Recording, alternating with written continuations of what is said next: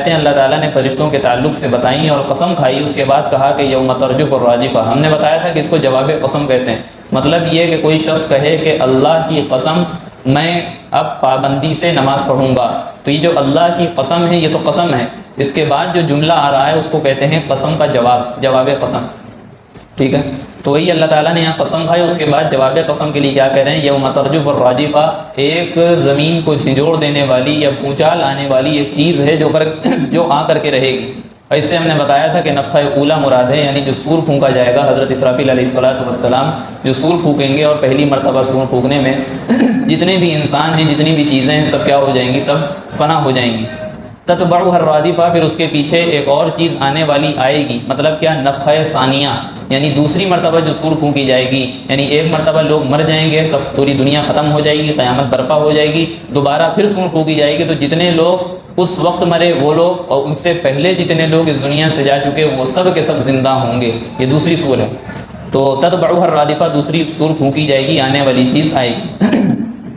قیامت کے دن کا منظر اس میں کھینچا جا رہا ہے، اور جو ظاہری کیفیت ہے اس کو بھی بتائیں گے، اور جو باطنی کیفیت ہوگی، اندرونی طور پر جو آدمی کھول کر بیان نہیں کر سکتا، دل کے حالات کو، اندر کی بے چینی کو کوئی بیان نہیں کر سکتا، لیکن قرآن نے اس بے چینی کو بتایا ہے، اور ظاہری گھبراہٹ کو، اور خوف و دہشت کو اور ہیبت کو بتایا ہے۔ کیا فرمایا کہ قلوب یومئذ واجفہ، قیامت کا دن ایسا ہوگا کہ اس دن لوگوں کے دل بالکل تڑپ رہے ہوں گے، اور لوگوں کے دل گھبرائے ہوئے ہوں گے، ان کے گھبراہٹ کے مارے اور خوف و دہشت کے مارے ان کی دھڑکنیں تیز تیز چل رہی ہوں گی۔ قلوب یومئذ واجفہ، اتنا وہ قیامت کا دن ایسا ہولناک ہوگا اور ایسا جو ہے گھبرانے والا ہوگا، ایسے معاملات ہیں اس دن کے۔ یہ ہو گئی باطنی صورت، یعنی ایک انسان کی اندرونی صورت یہ ہوتی ہے کہ انسان کا دل بے چین ہو جاتا ہے، وہ گھبراتا ہے، تو یہ صورت اس دن ہوگی۔ ظاہری صورت کیا ہے؟ ابصارھا خاشعہ، اس کی آنکھیں پتھرا رہی ہوں گی، اس کی آنکھیں پریشان، اس کی آنکھوں سے لگ رہا ہوگا کہ وہ پریشان ہے، اس کی آنکھیں بار بار، اس کی آنکھوں میں یہ لگ رہا ہوگا کہ اس کی آنکھوں میں خوف و دہشت کے آثار محسوس ہو رہے ہوں گے۔ یہ ظاہری صورت ہے۔ یقولون انا لمردودون فی الحافرہ، یہ لوگ کہتے ہیں، مذاق اڑاتے ہیں، قیامت کے دن کا مذاق اڑاتے ہیں، اور جب کہا جاتا ہے کہ قیامت کا دن برپا ہوگا اور باقاعدہ طور پر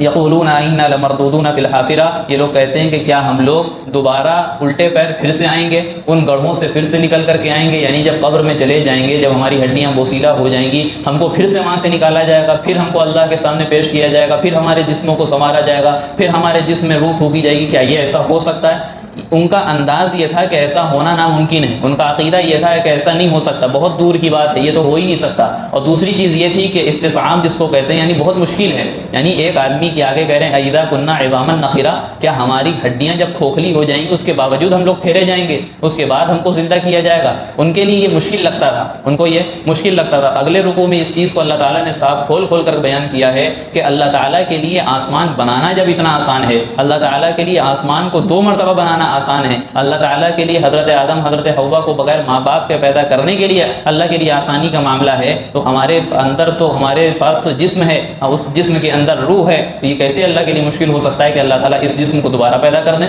اللہ کے لیے کوئی مشکل نہیں ہے۔ اذا کنا عظاما نخرا، وہ مذاق اڑاتے تھے، کہتے تھے کہ ہم لوگ پھر سے زندہ کیے جائیں گے، بلکہ ہمارا حال یہ ہو چکا ہوگا کہ ہم قبر میں جا رہے ہیں، ہم مٹی میں جا رہے ہیں، یا کوئی پانی میں ڈوب کر کے مر رہا ہے، کسی کو کوئی جانور کھائے لے رہا ہے، یا کسی کو آگ جلائے دے رہی ہے، تو اس کا معاملہ یہ ہے کہ اس کا جسم ختم ہو جاتا ہے، اور اس کی جو ہڈیاں ہوتی ہیں وہ بھی ایک مدت کے بعد بوسیدہ ہو جاتی ہیں، کھوکھلی ہو جاتی ہیں، مٹی سے مل جاتی ہیں، تو اس کے باوجود ہم کو زندہ کیا جائے گا۔ اور کیا کہتے تھے؟ قالوا تلک اذا کرۃ خاسرہ، یہ تو اگر ایسا ہوگا، یہ مذاق اڑانے کے لیے کہتے تھے مسلمانوں کا کہ یہ تو بڑے خسارے کی بات ہے، اگر ہم دوبارہ زندہ کیے جائیں گے، دوبارہ ہم کو زندہ کیا جائے گا، زندگی بخشی جائے گی، روح بخشی جائے گی، تو یہ تو ہمارے لیے بڑے خسارے کی بات ہے۔ یہ اس کی مثال ایسے لکھی کہ اگر کوئی کسی کا خیر خواہ ہو، ہم آپ کے جو ہے خیر خواہ ہیں، ہم یہ چاہتے ہیں کہ آپ کو کوئی نقصان نہ پہنچے، تو ہم آپ سے کہیں گے کہ فلاں راستے پہ نہ جانا، فلاں جگہ شیر ہے اس راستے پر، فلاں جگہ شیر ہے، لیکن آپ اس چیز کو سمجھتے نہیں، آپ اس کی تکذیب کر رہے ہیں، جھٹلا رہے ہیں، تو اب آپ اس چیز کا مذاق اڑانے کے لیے عام طور سے کیا ہوتا ہے کہ ہم دوسروں سے کہیں گے کہ بھیا وہاں اس جگہ نہ جانا، وہاں شیر ہے، تم کو کھا جائے گا۔ تو ایک یہ تمسخر کا اور مذاق کا اور جو ہے کسی کی بات کو ہلکے میں لے کر کے اس کو ہوا میں اڑا دینا، یہ ایک انداز ہوتا ہے، یہ ایک انداز ہوتا ہے، لہٰذا وہ یہی کرتے تھے۔ قالوا تلک اذا کرۃ خاسرہ، اگر دوبارہ زندگی ہوگی تو ہم نے تو کچھ تیاری نہیں کی ہے، یہ مشرکین کہتے تھے۔ فإنما هي زجرة واحدة، اگر یہ سوچ رہے ہو کہ قیامت کا دن اللہ کو برپا کرنے میں بہت محنت لگے گی، بڑی مشکل کا کام ہے اللہ کے لیے، اور اللہ تعالیٰ ایسا نہیں کر سکتے، اللہ کو بہت انتظام کرنا پڑے گا، پہلے سے پلاننگ کرنا پڑے گی، تو ایسا کچھ نہیں ہے۔ فَإِنَّمَا هِيَ زَجْرَةٌ وَاحِدَةٌ، وہ ایک زبردست آواز ہوگی قیامت برپا،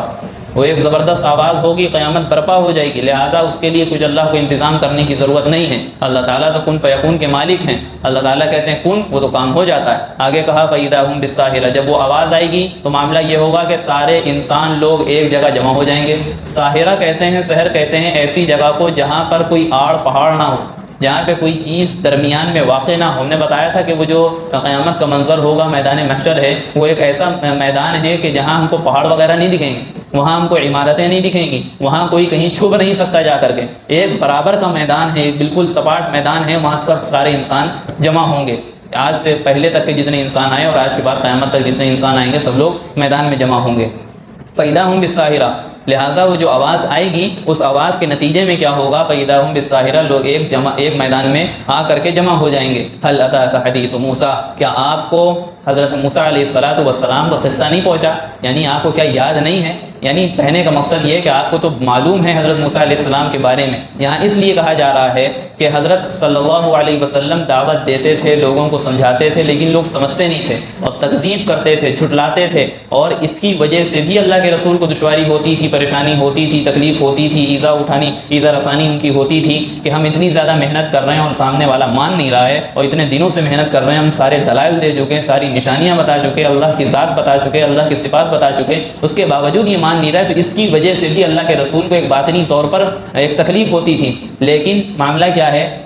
کچھ لوگ ہم نے سنا ہوگا کفار مکہ میں کہ اللہ کے رسول کو پریشان کرتے تھے، ظاہری طور پر جسمانی تکلیف دیتے تھے، اور اسی طریقے سے صحابہ کرام کو تکلیف دیتے تھے۔ تو اس تکلیف پر صبر کرنا ہے، یہ مسلمانوں کو اور اللہ کے رسول کو سبق دیا گیا کہ آپ کو ان تکلیفوں پر صبر کرنا ہے۔ یہ جو آگے واقعہ حضرت موسیٰ علیہ السلام اور فرعون کا جو بیان کیا گیا، اس کے بیان کرنے کا مقصد یہی ہے کہ مسلمانوں کو صبر کرنا ہے، اور جو تکذیب کرنے والے ہیں، قیامت کے دن کو جھٹلانے والے ہیں، رسول کو جھٹلانے والے ہیں، اللہ کی نشانیوں کو جھٹلانے والے ہیں، ان کا معاملہ یہ ہے کہ ان کو ڈرنا چاہیے، ان کو ڈرنا چاہیے۔ تو یہ اس واقعے کو بیان کر کے دو لوگوں کو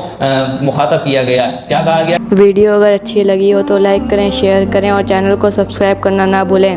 اور ساتھ ہی ساتھ بیل آئیکن کو پریس کریں تاکہ نئی ویڈیو کی نوٹیفیکیشن آپ کو ملتی رہے۔